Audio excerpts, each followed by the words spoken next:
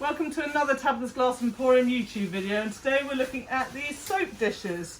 I came up with this idea for using a nice way to use a little bit of cane, a couple of pieces of cane, to create a really simple, easy soap dish that you can do without a mould, just using fibre paper to slump it. So I'm going to show you how to make these. So to start with, you need to cut a piece of base glass, Tack. This piece needs to be 13 centimetres by 9 centimetres, or that's 5 inches by 3.5 inches. Once you've done that, you're going to cut 1 centimetre strips. So that's like, I don't know, in your American currency, just under 1/2 inch strips that go round, and they fit round the outside. And you want to stick those on with a bit of, I'm using the glass gel glue, and put them on like that. And then you want to take, I'm using our 20 centimetre twisty canes, and I'm cutting with two 20 centimetre twisty canes, I'm cutting them into 3. So each piece of the cane is like 6.5 centimetres around that. So I've cut them into 3, and then what I do is I place those in the mould, because sometimes they're bigger and sometimes they're smaller, and it doesn't matter if they're not totally taking up the space lengthways. Once they fuse together, they kind of relax into it a bit, and you can see in my, maybe not all the same length, but that doesn't seem to matter either. And then I measure the remaining distance, so that's 7, and I divide that by 5 to know what size pieces I need for the in the spaces, and then I cut 5 pieces of that length. So there it is, all ready to go in the kiln. You're going to have some, little bits of gaps. I just try and centre these in the middle and make sure in the middle, and then it can go on a tack fuse after that. So that's ready to go. If a piece is a bit long, I would say one of these pieces is a bit long, I might grind it down a tiny bit on the grinder just to get it there, but it's going to be pretty good. So I've done 2 tack fuses, so this will now go, oh no, sorry, I'm getting ahead of myself. So after that, I put some murrine on. Just a few at the corners to add a nice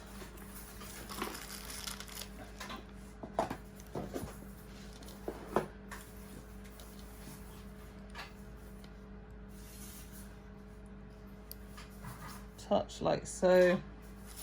Little bit of detail.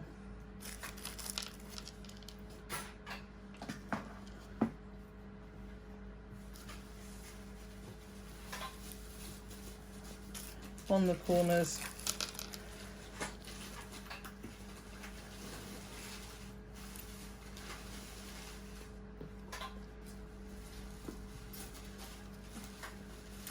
And I'm thinking of selling this as a project kit, so if you're interested, let me know and I can do them up, because it's quite a good one for a project kit.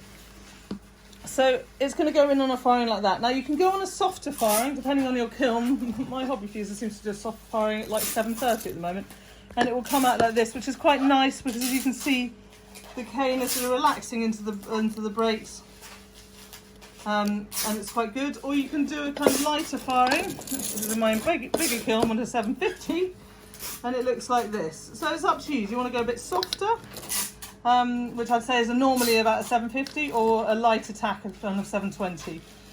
So after you've done the tack fuse and you've got your piece out, you could then take a strip. So these are strips, and they are about 1.5 centimetres, which is like 1 inch, 3/4 of an inch.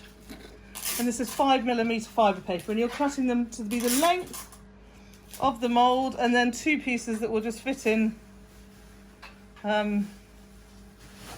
like so. I think this one's a little bit long. Just going to cut it down.